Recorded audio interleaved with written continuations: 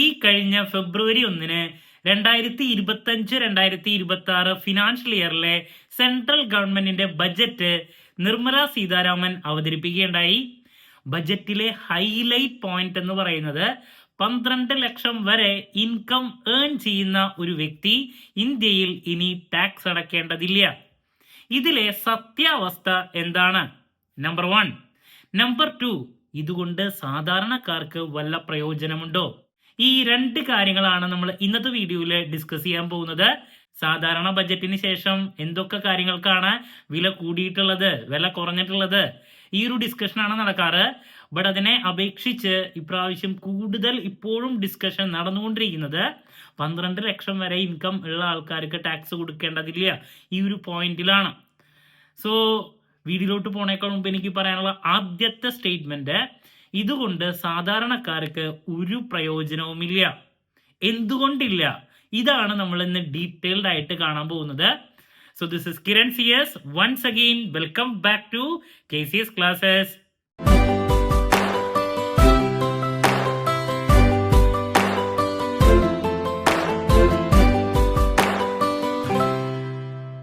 പന്ത്രണ്ട് ലക്ഷം വരെ ഇൻകം ഏൺ ചെയ്യുന്ന ഒരു വ്യക്തിക്ക് ഇനി ടാക്സ് കൊടുക്കേണ്ടതില്ല.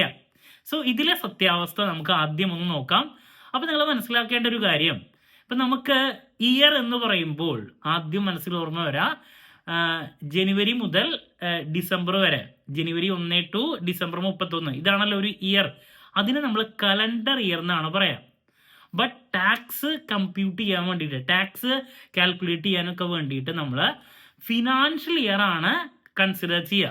ഫിനാൻഷ്യൽ ഇയർ എന്ന് പറയുമ്പോൾ ആ പീരീഡ് സ്റ്റാർട്ട് ചെയ്യുന്നത് 1 ഏപ്രിൽ ആണ്, എൻഡ് ചെയ്യുന്നത് മാർച്ച് 31 തീയതിയാണ്.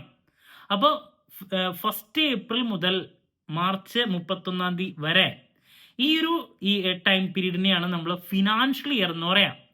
ഈ ഫിനാൻഷ്യൽ ഇയറിൽ ഒരു വ്യക്തിക്ക് ലഭിച്ചിട്ടുള്ള ഇൻകത്തുമ്മയാണ് ആ വ്യക്തി ഗവൺമെന്റിലോട്ട് ടാക്സ് അടയ്ക്കാൻ ബാധ്യസ്ഥനായിട്ടുള്ളത്. ഓക്കെ, അപ്പോൾ ഇത് ആദ്യം മനസ്സിലാക്കാം. അപ്പോൾ എങ്ങനെയാണ് ഈ ടാക്സ് അടയ്ക്കേണ്ടത് എന്നുള്ളത് കൂടി നമുക്കൊന്ന് കാണാം.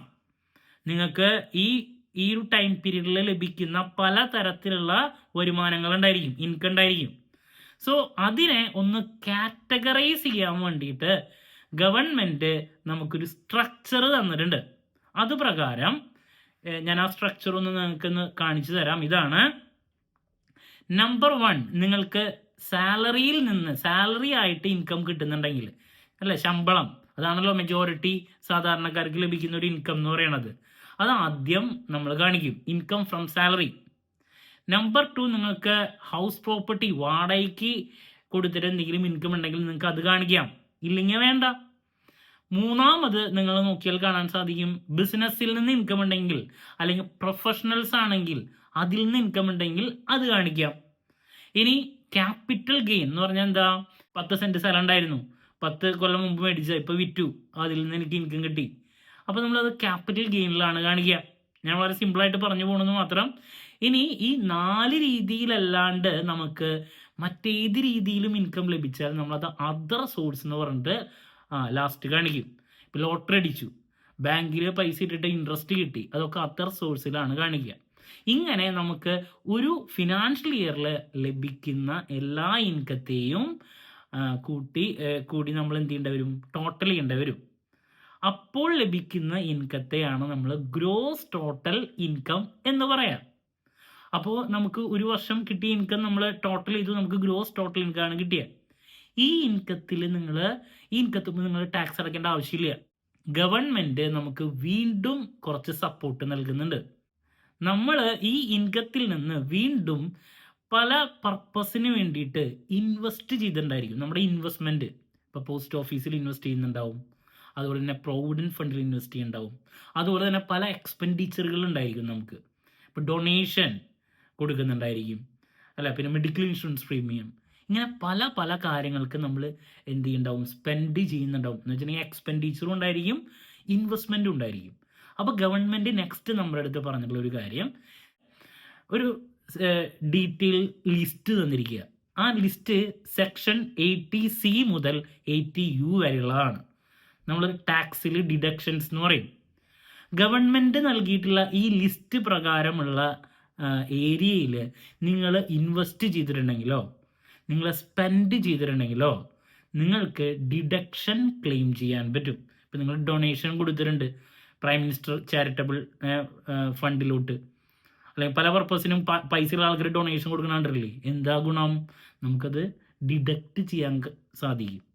അങ്ങനെ ഈ ലിസ്റ്റ് പ്രകാരമുള്ള കാര്യങ്ങളിൽ നിങ്ങൾ ഇൻവെസ്റ്റ്മെൻറ്റോ അല്ലെങ്കിൽ എക്സ്പെൻഡിച്ചറോ ഉണ്ടെങ്കിൽ ആ എമൗണ്ട് ഡിഡക്റ്റ് ചെയ്ത്, അതിന് ചില റെസ്ട്രിക്ഷൻസ് ഒക്കെ ഉണ്ട്, ബാലൻസ് ഉള്ള എമൗണ്ടിനെ നിങ്ങൾ ടോട്ടൽ ഇൻകം എന്ന് പറയാം. ആ ടോട്ടൽ ഇൻകത്തുമ്പോൾ നിങ്ങൾ ടാക്സ് കൊടുത്താൽ മതി. അപ്പോൾ എന്താണ് ഗുണം? നമുക്ക് കിട്ടിയിട്ടുള്ള ഗ്രോസ് ടോട്ടൽ ഇൻകം, എല്ലാ ഇൻകം കൂടി ടോട്ടൽ ചെയ്യുമ്പോൾ കിട്ടിയിട്ടുള്ള എമൗണ്ടുമ്പോൾ ടാക്സ് കൊടുക്കണ്ട. കുറച്ച് ഡിഡക്ഷൻസ് ഈ പറഞ്ഞിട്ടുള്ളതും കൂടിയും കുറച്ചതിന് ശേഷം പിന്നെ ലഭിക്കുന്ന ഇൻകത്തുമ്പോൾ നിങ്ങൾ ടാക്സ് കൊടുത്താൽ മതി. ഓക്കെ, ഇതാദ്യം മനസ്സിലാക്കുക. ഇനി എങ്ങനെയാണ് കൊടുക്കേണ്ട ടാക്സ് കണ്ടുപിടിക്കുക എന്നുള്ളത് നോക്കാം. അതിന് വേണ്ടിയിട്ട് ഗവൺമെൻറ് ഒരു സ്ലാബ് റേറ്റ് നൽകിയിട്ടുണ്ട്. ഒരു സ്ലാബ് നൽകിയിട്ടുണ്ട്. അതുപ്രകാരം 2.5 ലക്ഷം വരെ, ഞാനത് കാണിച്ചു തരാം. ഇതാണ് 2.5 ലക്ഷം വരെ ഇൻകം ഒരു വർഷം ഫിനാൻഷ്യൽ ഇയറിൽ ഏൺ ചെയ്യുന്ന ഒരു വ്യക്തി ടാക്സ് കൊടുക്കേണ്ടതില്ല. 2.5 ലക്ഷത്തിനും 5 ലക്ഷത്തിനും ഇടയിലാണ് എങ്കിൽ നിങ്ങൾ 5% ടാക്സ് കൊടുക്കണം. ഇതാണ് പറഞ്ഞിട്ടുള്ളത്. ബട്ട് ഗവൺമെൻറ് അവിടെ വീണ്ടും ഒരു സപ്പോർട്ട് നൽകി. 5 ലക്ഷം വരെ ഇൻകം ഉള്ള വ്യക്തികൾ ടാക്സ് അടയ്ക്കേണ്ട, ഗവൺമെൻറ് റിബേറ്റ് നൽകാണ്. സോ 5 ലക്ഷം വരെ ഇൻകം ഉള്ള ആൾക്കാർ ടാക്സ് കൊടുക്കണ്ട, റിബേറ്റ് നൽകുക. ദെൻ 5 ലക്ഷത്തിനും 10 ലക്ഷത്തിനും ഇടയിൽ ഇൻകം ഉള്ള ആൾക്കാർ 20% ടാക്സ് കൊടുക്കണം. ദെൻ 10 ലക്ഷത്തിന് എബവ് ആണെങ്കിൽ അത് 30%. ഇതാണ് നമ്മുടെ ടാക്സ് അടയ്ക്കേണ്ട റേറ്റ്. മനസ്സിലായോ? അപ്പോൾ നമുക്ക് കിട്ടിയിട്ടുള്ള ഇൻകത്തുമേ, ടോട്ടൽ ഇൻകത്തുമേ നമ്മൾ ഈ റേറ്റിൻ്റെ ബേസിലാണ് ടാക്സ് കൊടുക്കേണ്ടത്. അപ്പോൾ ആ ഒരു സമയത്ത് 2020-21 ഗവൺമെൻറ്റിൻ്റെ ഭാഗത്തുനിന്ന് പുതിയൊരു അനൗൺസ്മെൻറ്റ്, ഒരു പ്രപ്പോസൽ വന്നിരിക്കുകയാണ്. അതുപ്രകാരം ഇപ്പം നമ്മൾക്ക് ഒരു സ്ലാബ് നൽകിയില്ലേ, ഇതല്ലാണ്ട് പുതിയൊരു സ്ലാബ് കൂടി അവർ നൽകുകയാണ്. അപ്പോൾ പുതിയൊരു സ്ലാബ് നൽകിയപ്പോൾ ഓൾറെഡി ഉള്ള സ്ലാബിനെ നമ്മൾ ഓൾഡ് ടാക്സ് റെജീം എന്നും ഓൾഡ് ടാക്സ് റേറ്റ് എന്നും പുതിയത് വന്നതിനെ ന്യൂ ടാക്സ് റെജീം എന്നും പേരിട്ടു. അപ്പോൾ ന്യൂ ടാക്സ് റെജീം എന്ന് പറഞ്ഞിട്ട് പുതിയൊരു സ്ലാബ് ഇൻട്രൊഡ്യൂസ് ചെയ്തു. അപ്പോൾ ഗവൺമെൻറ് എന്നിട്ട് നമുക്കൊരു ഓഫർ വെച്ചിരിക്കുകയാണ്. നിങ്ങൾക്ക് ഈ 2 ടാക്സ് റെജീം ഉണ്ട്, ഓൾഡും ഉണ്ട് ന്യൂ ഉണ്ട്, ഇതിലേത് വേണമെങ്കിലും എടുക്കാം. ബട്ട് നിങ്ങൾ ന്യൂ ടാക്സ് റെജീമാണ് എടുക്കുന്നതെങ്കിൽ നേരത്തെ പറഞ്ഞ കുറേ ഡിഡക്ഷൻസ് ഇല്ലേ, ഇപ്പോൾ ഡൊണേഷൻ കൊടുത്തു, അത് ചെയ്തു, ഇത് ചെയ്തു, ഇതൊന്നും കുറയ്ക്കാൻ പറ്റില്ല. അങ്ങനെ കുറേ ഡിഡക്ഷൻസ് ഒന്നും നിങ്ങൾക്ക് കുറയ്ക്കാൻ പറ്റില്ല.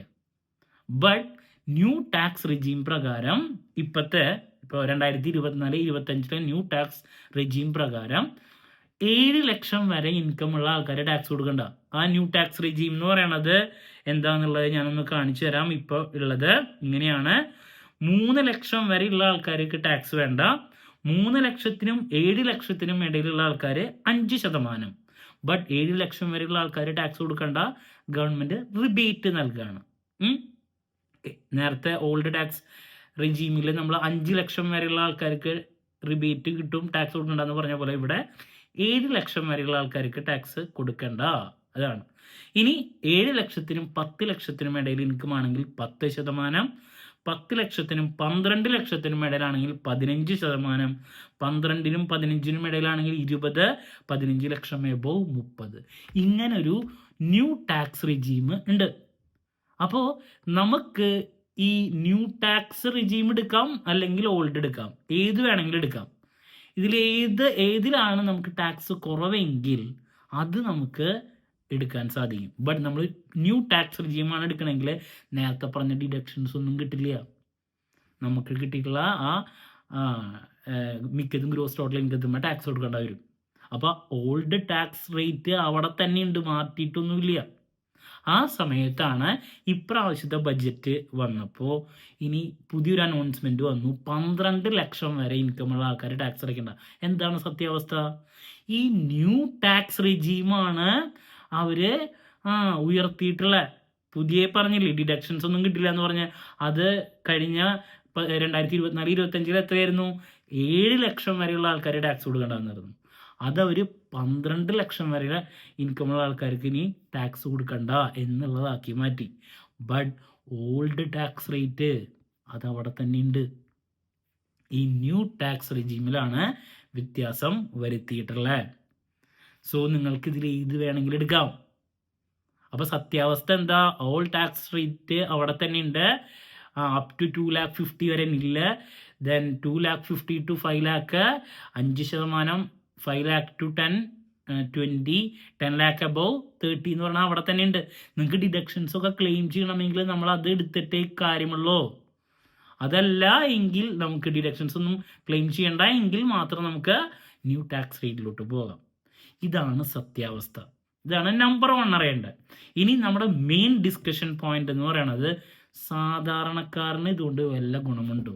ഞാൻ ബിഗിനിങ്ങിൽ തന്നെ പറഞ്ഞു, ഇതിലൂടെ സാധാരണക്കാരന് ഒരു ഗുണവുമില്ല. ഏറ്റവും കൂടുതൽ ഡിസ്കഷൻ നടന്നത് എന്താ? മിഡിൽ ക്ലാസ് ഫാമിലിക്കാണ് ഇതുകൊണ്ട് ഗുണം. എന്താണ് അതിൻ്റെ സത്യാവസ്ഥ എന്നറിയാൻ ആരാണ് മിഡിൽ ക്ലാസ് ഫാമിലി എന്നുള്ളത് നോക്കാം.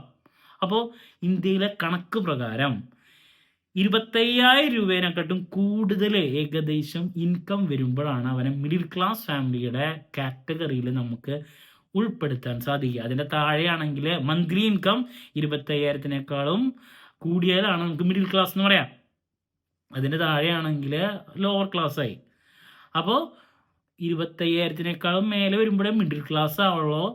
അപ്പോൾ നിങ്ങൾ ആലോചിക്കുക, മന്ത്ലി 25,000 അല്ലെങ്കിൽ നമുക്ക് മാക്സിമം ഒരു 40 ഇടാം, 25-നും 40-നും ഇടയിൽ ഇൻകം ഒക്കെ ആവുമ്പോഴാണ് നമുക്ക് ഈ മിഡിൽ ക്ലാസ് കാറ്റഗറി എന്ന് പറയാം.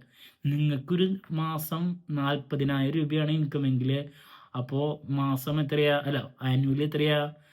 4,80,000 ഇൻകം വരുള്ളൂ. അപ്പോഴും 5 ലക്ഷത്തിൻ്റെ ഉള്ളിൽ മുട്ടുന്നില്ല. ഓൾ ടാക്സ് റേറ്റ് പ്രകാരം 5 ലക്ഷത്തിൻ്റെ ഉള്ളിൽ വരെ ഇൻകം ആണെങ്കിൽ ടാക്സ് കൊടുക്കണ്ട. പിന്നെ നമ്മുടെ സ്പെൻഡിങ്ങും അതുപോലെ തന്നെ ഇൻവെസ്റ്റ്മെൻറ്റ് ബേസിൽ ഡിഡക്ഷൻ ക്ലെയിം ചെയ്യാൻ പറ്റും. അപ്പോൾ നിങ്ങളുടെ ശമ്പളം ഒരു മാസം 40,000 45,000 ഒക്കെ ആണെങ്കിലും നമ്മൾക്ക് അവിടെ ടാക്സ് കൊടുക്കേണ്ട ആവശ്യം ഓൾറെഡി തന്നെ വരുന്നില്ല. പിന്നെ കഴിഞ്ഞ വർഷം 7 ലക്ഷം വരെയുള്ള ആൾക്കാർക്ക് ടാക്സ് കൊടുക്കേണ്ട ന്യൂ ടാക്സ് റെജീം പ്രകാരം എന്ന് പറഞ്ഞിട്ടുണ്ട്. എന്ന് വെച്ചാൽ ഒരു 50,000 രൂപേനെക്കാട്ടൊക്കെ കൂടുതൽ നിങ്ങളുടെ ഇൻകം വന്നാലും 50,000-നേക്കാട്ടൊക്കെ കൂടുതൽ മന്ത്ലി ഇൻകം ഉള്ള ആൾക്കാർക്ക് പോലും അവിടെ ഓൾറെഡി ടാക്സ് കൊടുക്കേണ്ട ആവശ്യം ഇല്ല. അപ്പോൾ ഒരു സാധാരണക്കാരൻ എന്ന് പറയണത് 25-നും 40-നും ഇടയിൽ ഇൻകം ഉള്ള ആൾക്കാരാ.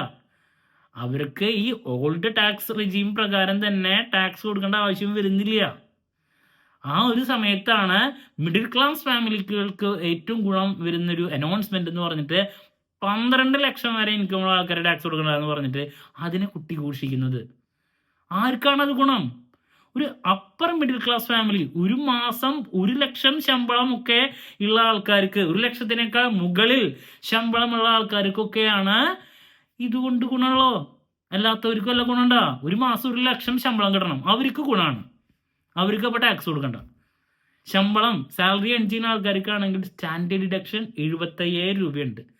അപ്പോൾ ഒരു മാസം 12,70,000 വരെ ഇൻകം ഉള്ള ആൾക്കാർ ടാക്സ് കൊടുക്കണ്ട. അപ്പോൾ ഒരു അപ്പർ മിഡിൽ ക്ലാസ് ഫാമിലി 1 ലക്ഷം എന്നൊക്കെ ഇന്ത്യയിൽ ഒരാൾക്ക് ഒരു മാസം ശമ്പളം കിട്ടുന്നുണ്ടെങ്കിൽ അവരൊക്കെ നല്ല ലൈഫ് സ്റ്റൈലിലും മുന്നോട്ട് പോകുന്ന ആൾക്കാരാ. മനസ്സിലാവുണ്ടോ? അപ്പോൾ അവരെ നമുക്ക് മിഡിൽ ക്ലാസ് എന്നല്ല പറയാം, അവർക്ക് പറ്റില്ല. അവരെ മിഡിൽ ക്ലാസ് എന്ന് പറയാൻ പറ്റില്ല, സാധാരണക്കാരെന്ന് നമുക്ക് പറയാൻ പറ്റുമോ? അപ്പോൾ സാധാരണക്കാർക്ക് മിഡിൽ ക്ലാസ്സിന് ഗുണം ചെയ്യുന്ന ഒരു ബജറ്റാണോ ഇത് എന്ന് ചോദിച്ചാലല്ല.